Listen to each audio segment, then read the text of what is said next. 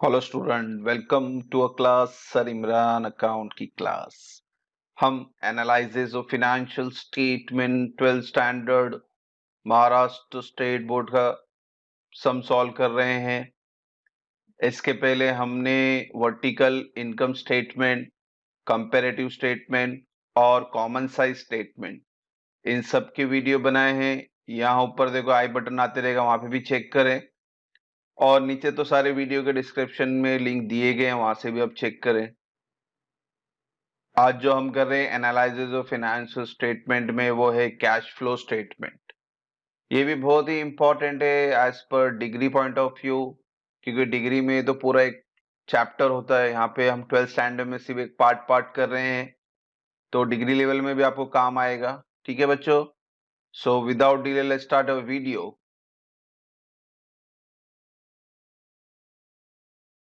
बिस्मिल्लाहिर्रहमानिर्रहीम।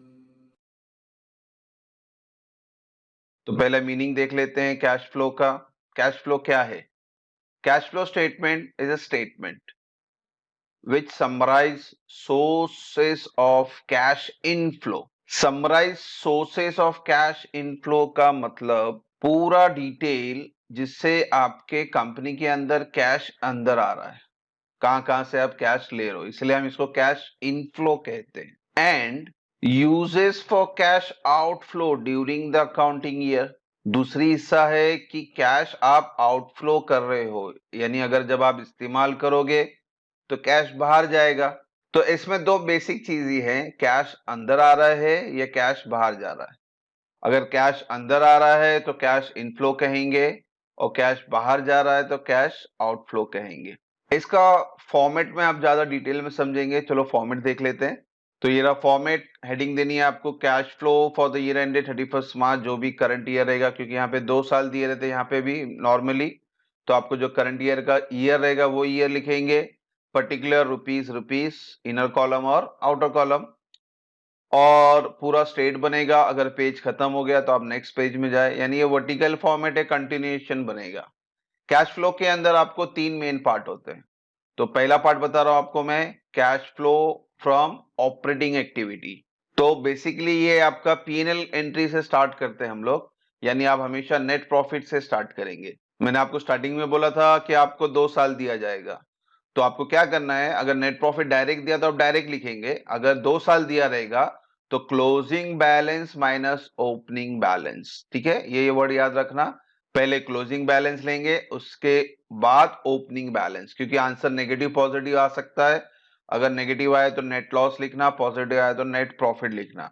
आपके सिलेबस में सारे आंसर नेट प्रॉफिट है, यानी क्लोजिंग बैलेंस ही बड़ा है, तो इसलिए मैंने नेट प्रॉफिट लिखा है। इसके बाद आपको ऐड करना है non cash expenses and non operating expenses. Non cash expense क्या है बच्चों?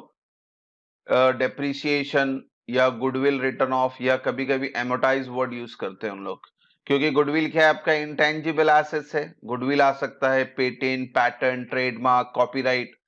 तो इंटेंजिबल एसेट्स के लिए आप रिटर्न ऑफ वर्ड यूज करते हो या तो एमोटाइज वर्ड यूज करते हो, और फिक्स एसेट के लिए हम लोग क्या वर्ड यूज करते हैं? डेप्रिसिएशन। और ये नॉन कैश एक्सपेंस है, क्योंकि इसको हमें कहीं भरना नहीं है, हमें सिर्फ अपने बुक के अंदर इसकी कीमत को कम करती जानी है। तो ये इनर कॉलम में अमाउंट आएगा। फिर ये loss on sale of asset, ये आपका नॉन ऑपरेटिंग एक्सपेंसेस है, क्योंकि हमारा बिजनेस तो गुड्स बना के बेचना है, यहाँ पे एसेट्स की बात कर रहा है। यानी ये जब एसेट्स हमारे पास कई साल रह रहे के पुराने हो जाते हैं तो हम उसको भंगार वगैरह में बेच देते हैं। तो ये अचानक चीज है जिस बिजनेस से कोई रिलेटेड नहीं है, इसलिए हम इसे नॉन ऑपरेटिंग एक्सपेंस कहते हैं। तो loss on sale of asset आया तो वो भी यहां लिखना है। इंटरेस्ट एंड डिविडेंड पेड, ठीक है, ये भी आपका हेडिंग के अंदर आएगा, एड नॉन कैश एक्सपेंस और नॉन ऑपरेटिंग एक्सपेंस। फिर इसी के नीचे आपको लेस करना है non operating income. Non operating income जैसे मैंने बताया था, ये loss on sale of asset non operating expense है। उसी तरह से गलती से आपने अगर एसेट्स को भंगार हो गया है और प्रॉफिट में बेच दिया, तो वो आपका आएगा profit on sale of assets. और फिर इंटरेस्ट एंड डिविडेंड रिसीव्ड, ऊपर देखो पेड है, नीचे देखो रिसीव्ड है। ठीक है, तो आपको ये ऐड वाला टोटल और लेस वाले टोटल के साथ माइनस करना है और फिर टोटल बाहर लिखना है, और जो फिगर आएगा वो फिगर इसके साथ कैलकुलेट करेंगे। ठीक है बच्चों, तो कैलकुलेट करने के बाद इसको हम बोलते हैं cash generated before working capital changes. अभी भी आपका ऑपरेटिंग एक्टिविटी खत्म नहीं हुआ है, ये एक हिस्सा जो पीएनएल एंट्री वो खत्म की हमने। अब इसके अंदर आपको वर्किंग कैपिटल एडजस्ट करना है। ठीक है, इसको हम बोलते हैं adjusted working capital. Working capital मैंने पहले ही बताया था, current asset minus current liability, इससे आपका वर्किंग कैपिटल बनता है। मगर यहाँ पे आपको एडजस्ट करना है, आपको करंट एसेट और करंट लायबिलिटी के बारे में देखना है, इंक्रीज और डिक्रीज के बारे में। देखो यहाँ पे मैंने हेडिंग लिखी है, आप ऐड करेंगे। क्या ऐड करेंगे? अगर आपका करंट लायबिलिटी इंक्रीज हो रहा है तो आप ऐड करोगे, और करंट एसेट अगर डिक्रीज हो रहा है तो भी आप ऐड करोगे। ये फॉर्मूला है, उसको याद रखना। फिर आप लेस करोगे, इसका उल्टा कर देना है, increase in current asset less करोगे और डिक्रीज इन करंट लायबिलिटी वो भी लेस करेंगे। देखो यहाँ increase in current liability add, decrease in current liability less, decrease in current asset add, increase in current asset less. तो अपोजिट है, उसको याद रखें। फिर ये जो वर्किंग कैपिटल चेंजेस आपका आंसर आया था उसके अंदर ऐड वाला ऐड करना है, लेस वाला लेस करना है, तब जाके आपका आंसर आता है net cash flow from operating activities. इसको रोमन नंबर 1 दे, क्योंकि आप 1 की वाली हेडिंग कर रहे हैं ऑपरेटिंग एक्टिविटीज, इसलिए नंबर 1 दे। एक चीज और इंपॉर्टेंट चीज बता दो बच्चों, अगर ये फिगर आपका नेगेटिव आ गया, हो सकता है कोई कोई सब में नेगेटिव आ सकता है, अगर ये फिगर नेगेटिव आता है तो आप यहां लिखेंगे net cash used in operating activity. तो फ्लो के जगह आपको वर्ड यूज करना है यूज। ठीक है, अगर नेगेटिव आया तो यूज और पॉजिटिव रहा तो कैश फ्लो, यानी कैश अंदर आ रहा है। तो अब चलते हैं सेकेंड हिस्से की तरफ। सेकेंड हिस्सा है cash flow from investing activity. Investing activity में आपको फिक्स एसेट के बारे में बताना है और डिविडेंड के बारे में बताना है। ठीक है, दो ही चीजें याद रखना, फिक्स एसेट और डिविडेंड। अगर आप फिक्स एसेट को सोल्ड कर रहे हो तो आप ऐड करोगे। ठीक है, यहाँ पे मैंने ऐड लिखा है, मगर जब हम सम करेंगे वहां पे ऐड वर्ड यूज नहीं करेंगे, डायरेक्ट सेल ऑफ एसेट लिखेंगे। फिर आपको अगर इंटरेस्ट और डिविडेंड रिसीव्ड हो रहा है वो भी आप ऐड करना है। हाँ, अगर आप फिक्स एसेट परचेज करोगे तो वो आपको लेस करना है। क्यों लेस करना है बच्चों? क्योंकि हम कैश फ्लो कर रहे हैं। कैश फ्लो यानी पैसा आ रहा है तो डेबिट यानी प्लस, और पैसा जा रहा है यानी क्रेडिट यानी माइनस करना है। तो परचेज ऑफ फिक्स एसेट करेंगे तो पैसा जा रहा है, इसलिए इसको नेगेटिव करना है आपको, और जब हम सम करेंगे तो हमारा जो आंसर रहेगा उसको हम ब्रैकेट में डालेंगे। अब सेकेंड वाला हिस्सा मुकम्मल हुआ तो आप इसको आपको टोटल करके आप बाहर लिखोगे, और टोटल करके बाहर लिखोगे तो आंसर होगा net cash flow from investing activities. ठीक है, इसको नंबर 2 दे, क्योंकि ये नंबर 2 का टोटल है। ये बहुत आसान है आपका नंबर 2 और नंबर 3 भी। जो इंपॉर्टेंट है आपका नंबर 1, इसके अंदर थोड़े हिस्से हैं उसको याद रखें। वापिस से बच्चों, अगर ये पॉजिटिव आया तो फ्लो, और अगर ये नेगेटिव आया तो यूज्ड। ठीक है, थर्ड पार्ट करते हैं, cash flow from financing activity. Financing activity में आपको शेयर्स के बारे में बताना है, शेयर्स और लोन के बारे में। ठीक है, तो इसके अंदर पहली एंट्री है एड इश्यू ऑफ शेयर और डिबेंचर। जब हम शेयर इश्यू करते हैं या डिबेंचर इश्यू करते हैं तो हमारे पास पैसा आता है, इसलिए इसको ऐड करना। ठीक है, यहाँ ऐड लिखा हूं, सम के टाइम ऐड नहीं करना है आपको, डायरेक्टली लिखना है इश्यू ऑफ शेयर, और कुछ साइन डालना नहीं, यानी ये प्लस साइन है। फिर लोन टेकन या बोरोड, हमने उधार लिया है या बोरोड किया है, उसको भी ऐड करेंगे। क्यों ऐड कर रहे हैं बच्चों? क्योंकि पैसा आ रहा है, हमें यहाँ पे कैश फ्लो में कैश के बारे में बताना है। कैश आ रहा है प्लस, कैश जा रहा है तो माइनस। एक चीज और है इसके अंदर, लेस रिडम्पशन ऑफ शेयर और डिबेंचर। शेयर इशू किए या डिबेंचर इशू किए तो पैसा आ रहा है। रिडम्पशन यानी शेयर को आप सामने वाला सरेंडर कर रहा है और अब आप उसको उसका पैसा रिटर्न कर रहे हो, जो पैसा दे रहे हैं उसका बोलते हैं रिडम्पशन, यानी आपका पैसा जा रहा है इसलिए नेगेटिव। एक चीज और है यहाँ पे, लेस इंटरेस्ट और डिविडेंड पेड। यहाँ पे देखो ऊपर इन्वेस्टिंग एक्टिविटी में रिसीव्ड था तो यहाँ पे वर्ड आया पेड, रिसीव्ड आया तो इन्वेस्टिंग एक्टिविटी ऐड, और पेड आया तो फाइनेंसिंग एक्टिविटी लेस। देखिए यहाँ पे लेस साइन डाला है मैंने। अब वापस से पूरा एंट्री मुकम्मल हुई, इसको कैलकुलेट करके बाहर लिखें, net cash flow from financing activity, तो नंबर 3 डाल दें। आपको 1 2 3 लास्ट में क्या करना है? टोटल करना है। तो यहां पे लिखते हैं नेट, यहां पे देखो इंक्रीज और डिक्रीज लिखा है। क्यों इंक्रीज डिक्रीज लिखा है मालूम है? क्योंकि कभी कभी नेगेटिव आते हैं 2-3 फिगर, एक आध फिगर नेगेटिव, एक आध फिगर पॉजिटिव, तो कैलकुलेशन में आप ध्यान दें। तो ये जो आंसर आएगा, ये आंसर आपका अगर पॉजिटिव है तो आप लिखेंगे net increase in cash and cash equivalent, और अगर ये आंसर आपका नेगेटिव आ रहा है तो यहां पे लिखेंगे net decrease in cash and cash equivalent. Formula याद रखें, 1+2+3, operating activity plus investing activity और प्लस फाइनेंसिंग एक्टिविटी, और लास्ट में ये आंसर आया। इस आंसर में आपको अब सेकेंड लास्ट स्टेप करना है। आपको कैश, ये कैश फ्लो था, तो देखेंगे बच्चों यहाँ पे देखो वर्किंग कैपिटल में आपको यहाँ पे ना कहीं कैश लेना नहीं है, भले ही कैश करंट एसेट है मगर यहां नहीं लेना है, क्योंकि आप कैश फ्लो बता रहे हो यानी कैश के बारे में बताना है। तो आपका एग्जैक्ट कैश मैच कर रहा है नहीं कर रहा वो देखना है। तो आपको क्या करना है, सबसे पहले ये आंसर में add opening balance of cash and cash equivalent. Cash equivalent यानी बैंक बैलेंस भी बोलते हैं, कैश बैलेंस भी बोलते हैं, मार्केटेबल इन्वेस्टमेंट भी बोलते हैं, वो सम के टाइम आगे बताऊंगा। फिलहाल याद रखें कैश और बैंक बैलेंस की बात कर रहा है ये। तो ओपनिंग बैलेंस आपको क्वेश्चन में दिया रहेगा यानी प्रीवियस ईयर का, उसको आपको ऐड करना है। तो इसके साथ ऐड करोगे तो आपका लास्ट में और फाइनल आंसर आएगा closing balance of cash and cash equivalent. ये आंसर आपको टेक्स्ट बुक में क्वेश्चन में दिया रहता है, तो वो आपको चेक करने में आसानी हो जाएगी कि आपका आंसर मैच कर रहा है कि नहीं कर रहा है। तो इस तरह से ये स्टेटमेंट था, मैंने आपको बताया। अब कुछ एग्जाम्पल भी देख लेते हैं। तो क्वेश्चन नंबर 1 ले लेता हूं मैं, ये आपके टेक्स्ट बुक में दिया हुआ है पेज नंबर 360 पे, ठीक है। ये रेडीमेड यहाँ पे दिया हुआ है, कोई कैलकुलेशन नहीं है, डायरेक्टली आपको फिगर दिया हुआ है। देखो opening balance of cash, closing balance of cash, ये क्लोजिंग बैलेंस ऑफ कैश ये आपका आंसर होगा लास्ट में। तो आपका जो आंसर कैश फ्लो में लास्ट में आएगा वो आंसर 34,000 से मैच करना चाहिए, यानी आपका आंसर राइट है। Opening balance second last entry, इसको भी हाथ नहीं लगाना आपको। Decrease in stock adjusted working capital यानी ऑपरेटिंग एक्टिविटी में जाएगा। Increase in bills payable current liability, ये भी ऑपरेटिंग एक्टिविटी में जाएगा। सेल ऑफ फिक्स एसेट यानी फिक्स एसेट मैंने क्या बताया था बच्चों, इन्वेस्टिंग एक्टिविटी। फिर है payment of long term loan, loan borrowed fund, ये सब कहां जाएगा आपका फाइनेंसिंग एक्टिविटी। और लास्ट में आपको क्वेश्चन में दिया हुआ नेट प्रॉफिट 4,000, ठीक है। मैंने बोला था आपको कभी 2 साल देंगे कभी डायरेक्ट देंगे, तो इन्होंने डायरेक्ट दिया हुआ है, तो नेट प्रॉफिट उन्होंने डायरेक्ट 4,000 दिया हुआ है, तो आपका सम इससे शुरू होगा, ठीक है।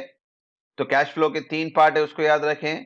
पहले फॉर्मेट ड्रॉ कर ले, यहाँ पे heading they cash flow for the year ended 31 मार्च, यहाँ पे भी कोई साल नहीं है तो मैंने डैश मारा है। फिर हेडिंग आपका फॉर्मेट रहा पर्टिकुलर अमाउंट, पहली एंट्री क्या बताई थी मैंने, cash flow from operating activity, तो ये लिख लेते हैं।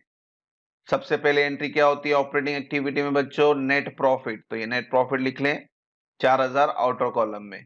फिर आपको डिप्रीशिएशन वगैरह यहाँ पे कुछ दिया नहीं है, तो डायरेक्टली आप जाएंगे एडजस्टेड वर्किंग कैपिटल में, तो इसका सेकेंड हिस्सा है ऑपरेटिंग एक्टिविटी का।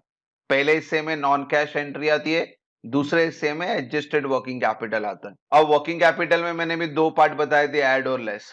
ऐड क्या बताया था, increase in current liability and decrease in current asset, ठीक है। पहले ये हिस्सा चेक करेंगे, और यहाँ पे करंट एसेट करंट लायबिलिटी के लिए यहाँ पे 2 ही एंट्री है, स्टॉक और बिल्स पेएबल। तो पहले स्टॉक के बारे में, स्टॉक डायरेक्टली उसने बोला है डिक्रीज बोला है, तो डिक्रीज इन करंट एसेट, तो वो एंट्री यही लिखना है हमें, तो 16,000 स्टॉक यहाँ लिख लेते हैं। फिर है bills payable, bills payable directly उसने बोला इंक्रीज है, और यहाँ पे बोलता है इंक्रीज इन करंट लायबिलिटी, वो भी आपको यही लिखना है। तो इंक्रीज इन करंट लायबिलिटी होगी या डिक्रीज इन करंट एसेट होगा, वो ऐड के हेडिंग के अंदर ही आएगा। तो बिल्स पेबल ले लेते हैं 24,000 इनर कॉलम में। अब और कोई एंट्री है ही नहीं, तो हम क्या करेंगे, टोटल कर लेंगे, उसको बाहर करेंगे, क्योंकि लेस वाला हिस्सा है ही नहीं यहाँ पे, तो इसको टोटल करके बाहर लिखते हैं। तो बाहर आ गया आपका 40,000, और ये 40,000 क्या करना है बच्चों, ऐड करना है, किसके साथ ऐड करना है, नेट प्रॉफिट, तो दोनों प्लस कर लेते हैं, टोटल आ गया आपका 44,000।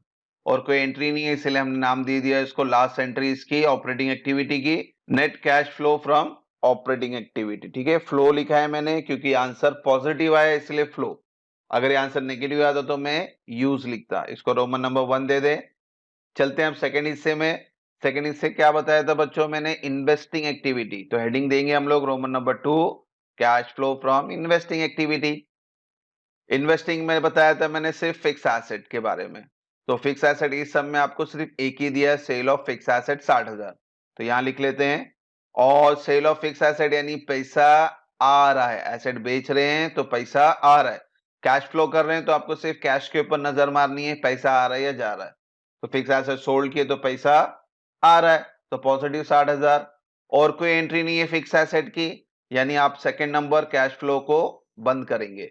तो net cash flow from investing activity Roman number 2 60,000 बाहर आ गया, यानी पहला पॉइंट आ गया, सेकंड पॉइंट आ गया। थर्ड पॉइंट क्या बताया था बच्चों? Financing activity. तो थर्ड लिख लेते हैं cash flow from financing activity. और यहाँ पे भी सम में आपको एक ही एंट्री दी थी फाइनेंस की, वो लॉन्ग टर्म लोन, और ये पेमेंट बोल रहा है। पेमेंट बोलो तो बच्चों पैसा जाने वाला है, तो ये 1 लाख आपको लिखना है नेगेटिव में। तो नेगेटिव यानी आपको ब्रैकेट में लिखना है, तो मैंने ब्रैकेट में लिखा है 1 लाख।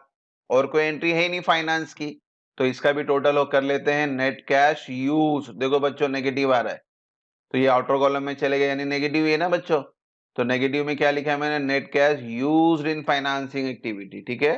पॉजिटिव रहेगा तो फ्लो, नेगेटिव आया तो यूज, ठीक है। अब लास्ट एंट्री क्या करते हैं हम लोग? इनको तीनों को प्लस करते हैं। तो अब बच्चों कैलकुलेशन में ध्यान दें, माइनस साइन में 1 लाख है और प्लस साइन में ये 2 है। अगर ये 60 और 44 प्लस करूंगा तो 1,04,000 पॉजिटिव आएगा। तो 1,04,000 पॉजिटिव और 1 लाख नेगेटिव, यानी आंसर 4,000 का डिफरेंस आ रहा है। और वो 4,000 किस में आ रहा है? प्लस में आ रहा है। तो प्लस में आ रहा है तो मैंने क्या बोला था? इंक्रीज लिखना है। तो net increase in cash and cash equivalent 4,000, ठीक है। 1 + 2 + 3, देखो प्लस ही लिखना है आपको क्योंकि फॉर्मेट है, मगर आपको ध्यान देना है कि जब ये तीनों आप टोटल करें तो कौन नेगेटिव साइन है? ये नेगेटिव साइन है, इसका मतलब आपको माइनस ही करना पड़ेगा बाकी दो से। तो यहाँ पे मैंने माइनस ये दोनों को पहले प्लस किया, 1,04,000 आया, उस 1,04,000 को 1 लाख से माइनस कर दिया तो पॉजिटिव 4,000 आया। अब important part, second last entry क्या करने बोला था मैंने आपको? ओपनिंग बैलेंस ऑफ कैश हमेशा यहाँ ऐड करना है सेकेंड लास्ट एंट्री में। तो add opening balance of cash and cash equivalent, भले कैश लिखा हो भले बैंक लिखा हो, आपको हेडिंग यही लिखनी है, opening balance of cash and cash equivalent. 30,000 है तो हमने यहाँ लिख दिया 30,000। क्या करना है आपको? ऐड करना है। तो ये दोनों ऐड करेंगे तो कितना आएगा बच्चों? 34,000। और आपका जो क्वेश्चन में क्लोजिंग कैश बैलेंस दिया है ये भी 34 है, यानी आपका आंसर राइट है। मैंने बोला था स्टार्टिंग में आपको आंसर क्वेश्चन में दिया रहता है, तो क्लोजिंग बैलेंस ऑफ कैश यही आपका आंसर है। तो मैं ये दोनों को प्लस करूंगा तो मेरा आंसर आएगा 34,000 closing balance of cash and cash equivalent. तो इस तरह से ये सम आपका मुकम्मल हुआ, ठीक है बच्चों। अब एक एग्जांपल और ले लेते हैं। ये आपका क्वेश्चन नंबर 2 इलस्ट्रेशन का, पेज नंबर 360 आपके टेक्स्ट बुक का है। इसमें क्या लिखा है आपको? From the following balance sheet of mister Anand on 1 April 18 and 19। अब बच्चों यहाँ पे देखो 2 साल दिया हुआ है, 18 आपका प्रीवियस ईयर है, 19 आपका क्लोजिंग ईयर है।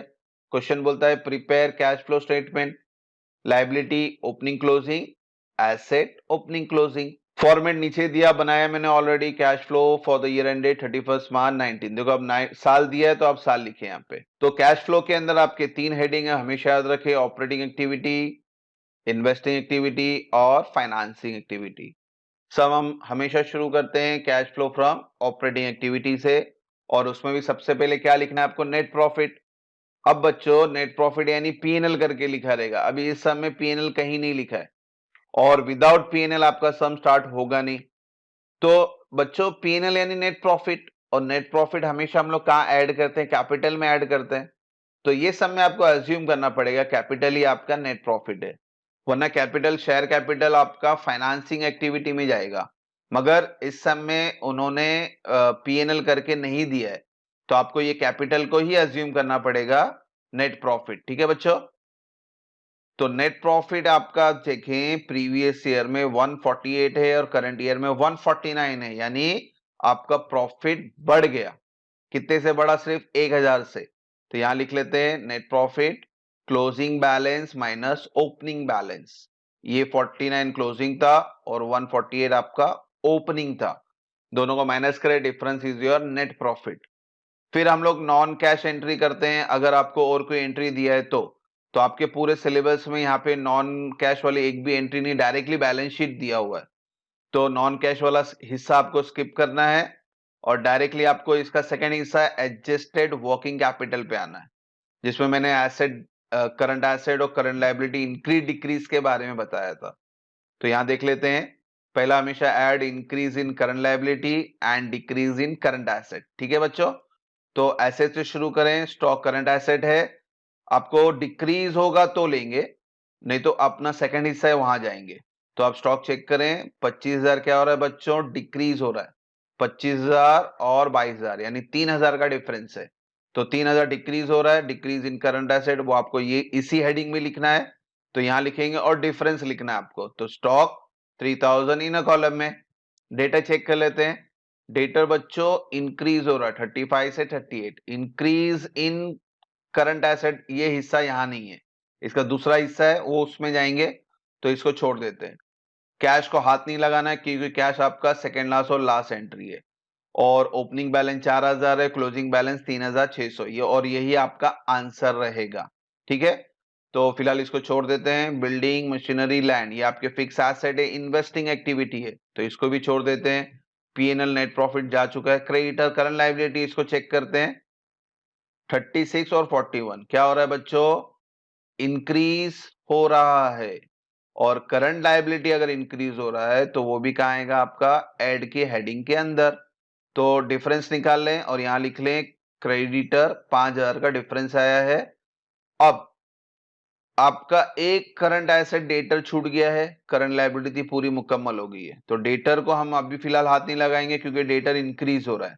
और अगर करंट एसेट इंक्रीज हो रहा है तो हम लेस वाली हेडिंग में लिखते हैं। तो ऐड वाली हेडिंग मुकम्मल हुई तो इनको प्लस कर लेते हैं। तो इनको प्लस करें तो टोटल कितना है, 8,000। अब इसके बाद हमारा सेकेंड हेडिंग जो लेस वाला है वो लिखेंगे, less increase in current asset and decrease in current liability. तो बच्चों डेटर आपका इंक्रीज हुआ था, है ना, 35, 36, 37, 38 यानी 3,400 से इंक्रीज हुआ था। तो इंक्रीज इन करंट एसेट की हेडिंग यहां है, तो यहां लिखेंगे डेटर 3,400। और ये लेस है तो यहाँ पे ब्रैकेट में लिखा है मैंने लेस। ये किससे लेस होगा बच्चों, ये 8,000 से लेस होगा। तो 8,000 में से 3,400 माइनस करके आप बाहर लिखें तो आंसर आया 4,600। ठीक है, पॉजिटिव ही रहा ये क्योंकि 8,000 प्लस है और 3,400 माइनस है, तो प्लस साइन बड़ा है, तो इसलिए हमने यहां लिख दिया 4,600।